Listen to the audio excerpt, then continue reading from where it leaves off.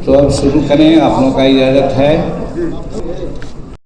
की नीति को अपनाया गया है जिसके चलते पशुपालन है, हस्तकरघा है और खादी के माध्यम से हर शिल्प को बढ़ावा देने का काम किया गया है। और इसके लिए महात्मा गांधी स्वराज्य योजना की पहल के माध्यम से किया जा रहा है हमारा खादी। यहाँ पर एक बात और हम करना चाहते हैं कि एक चर्चा आप लोगों के सामने भी आती होगी और सब लोग करते होंगे कि जब मनरेगा को दूसरे रूप में देखा गया, बदला गया नाम, तो बड़ा इसकी आलोचना हो रही थी और हो भी रही है। लेकिन हम करना चाहते हैं ये कि चूंकि गांव से आने वाले हम लोग हैं, मनरेगा में इस प्रकार की व्यवस्था रही है कि आदमी काम करता है तो एक मेल के माध्यम से करता है, साधारण वर्कर काम नहीं करता है और उसका पेमेंट साल भर के बाद होता है। एक डिफेक्ट ये था। दूसरी बात, वो अगर कहेंगे तो आज ही का मैं अपना उदाहरण देता हूँ। एक जगह काम कराने की बात आई है, अंत में हम नगद पैसा देकर के वो काम करवा रहे हैं, ये कह करके कि 1 महीना के 1 वर्ष के बाद पेमेंट होगा, तो हम कौन मजदूर को कहेंगे तुम काम करवा दो और पैसा कर लेगा। तो मनरेगा में एक दोष था।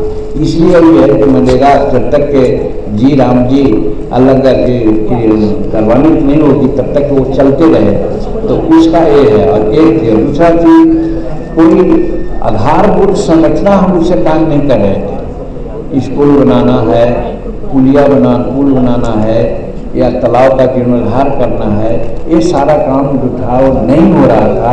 इसलिए उसको हटा करके एक जी राम जी किया गया। जी राम जी का मतलब है गारंटी फॉर रोजगार एंड आजीविका मिशन ग्रामीण, इसी को कहा जाता है जी राम जी।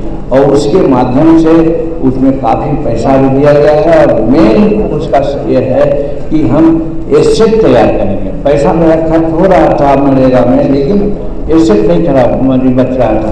तो जंगल की बात, पेड़ों को लगाने की बात आती थी, वो भी देख रहे थे आवाज़ में कटाई हो रही थी, उसका देख करने वाला नहीं था। ये सब चीज़ के चलते मनरेगा को हटा करके जी राम जी की बात की गई और उसमें मेन चीज़ है कि एसेट हम उसको बनाएंगे। इसीलिए ग्राम उद्धार की बात आई है और महात्मा गांधी स्वराज्य योजना के माध्यम से उसको किया गया है। और एक जिला में एक ही उत्पाद का समर्थन विशेष रूप में हो, इसकी व्यवस्था की गई।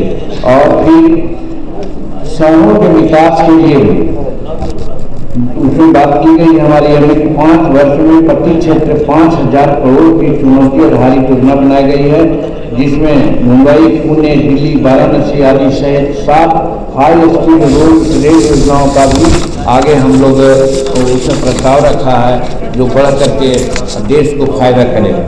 और इसका एक और विशेषता ये है कि सेमी कंडक्टर का जो परिस्थिति तंत्र है उसको शुरू किया गया है। आज वैज्ञानिक युग है, सब AI के माध्यम से सारा काम होता है, तो इसके लिए भारत ने सेमी कंडक्टर की जो परिस्थितिजनक स्थिति है उसको मिस किया है। और किसानों के समग्र कल्याण के लिए जैसे नारियल है, कोको है, काजू है, बादाम है, वो ऐसे उच्च मूल्यों के फसल और तिलहन को खास करके एकीकृत करके AI आधारित बहुभाषी कृषि परामर्श उपकरण कम से कम 500 जलाशयों का पुनरुद्धार करने की बात की गई। आप देखते हैं कि किसान बहुत ज़्यादा खेतों में सींचने के लिए बोरिंग लेकर के पानी खींचता है तो वाटर लेयर नीचे चला गया है। उसका एक ही उपाय है कि जैसे पहले हमारे यहाँ बहुत हर गांव में एक तालाब हुआ करता था और तालाब में पानी रहता था, जिसके चलते वाटर लेयर मेंटेन करता था और कुआं के पानी से हम लोग पानी पीते थे। अब आज 100 फीट, 150 फीट, 200 फीट चापाकल है, वो भी ड्राई हो रहा है। इस व्यवस्था को देखते हुए हमारे इस बजट में 500 जो हमारे तालाब हैं उनका जीर्णोद्धार करने की बात की गई है, जिससे किसानों को बहुत फायदा होगा और हम आगे बढ़ेंगे। फिर भारत के विकास में महिलाओं की अग्रणी भूमिका को स्वीकारा गया है। बढ़ते हैं तो जैसा हमने कहा कि गुणवत्तापूर्ण शिक्षा और के माध्यम से युवाओं को सशक्तिकरण करने का भी प्रयास इस बजट में है। आपको मैं बता दूं कि संसार में भारत ही ऐसा देश है जहाँ युवाओं की संख्या ज़्यादा है, और ऐसे हम बिहार में हैं तो भारत में सबसे ज़्यादा युवाओं की संख्या बिहार में है। इसीलिए उनके लिए फुल टेक्नोलॉजी संस्थाओं का उन्नयन कर राष्ट्रीय अतिरिक्त संस्थान का निर्माण करके 15,000 स्कूलों को और 5,000 कॉलेजों को क्रिएटिव लैब की स्थापना कर डिजाइन की नया डिजाइन दे करके इसको बनाने का भी काम किया है। तो कहने का मतलब 15,000 स्कूल और 500 कॉलेज नए खुलेंगे, जिसमें हमारे जो साधारण बच्चे हैं, ग्रामीण बच्चे हैं, जो कॉलेज दूर में जाते थे, स्कूल दूर में जाते थे, उनको भी पढ़ने में बहुत सुविधा होगी। तो इस तरह से हमारा जो बजट है बहुत उल्लेखनीय बजट है, उन्नति के लिए है, विशेषज्ञ है, और सबसे बड़ी बात यही है कि हम 2047 को टारगेट करके आगे चले हैं। अब इसी का एक क्षेत्र, जैसा पहले मैंने कहा कि हमारा MSME है, तो MSME का फंड आपको बतलाया कि 23,000 समथिंग था, उसको बढ़ा करके 24,000 मतलब कि 1,300 से ज़्यादा करोड़ रुपया का राशि दे दिया है। लेकिन उसके अलावा भी जो हमारा ग्रोथ फंड है MSME का, उसमें 10,000 करोड़ रुपया का राशि दे दी गई है, जिससे हमारा MSME का फंड और आगे बढ़ेगा। और फिर आत्मनिर्भर भारत का जो फंड होता है, जिसको SRI फंड कहते हैं, उसमें भी 2,000 करोड़ की अतिरिक्त पूंजी दी गई है, जिससे हमारा MSME आगे बढ़ेगा। और MSME बढ़ने का आगे एक मकसद मैं बता देना चाहता हूँ कि आपको बता दूँ सूचना के लिए कि हमारे नरेंद्र मोदी जी जब कहा करते थे कि हर साल हम 2 करोड़ लोगों का नियोजन देंगे, तो विपक्षी लोग बड़ा अट्ठास करते थे, हंसी उड़ाते थे। मैं आपको सूचना देना चाहता हूँ कि चाहे हमारा प्रधानमंत्री विश्वकर्मा योजना हो, चाहे PMEGP हो, चाहे और हमारा जो ऑर्गन है, इस सबसे अभी तक हम लोगों ने भारत में 2016 से आज तक लगभग 33 करोड़ लोगों को नियोजन दिया है, और इस नियोजन के लिए करीब करीब 7.5 करोड़ इकाई काम कर रही है। पहले 5 करोड़ थी, 4 करोड़ थी, वो बढ़ करके 7.5 करोड़ हो गई। और पहले जो 21 करोड़ लोगों को हम लोगों ने नियोजन दिया था, ये 22-23 से लेकर के आज तक उसमें अप्रत्याशित वृद्धि हुई है, और हम लोग लगभग 33 करोड़ लोगों का नियोजन दिया है। तो इसी पैमाने पर हम लोगों का यह बढ़ा है।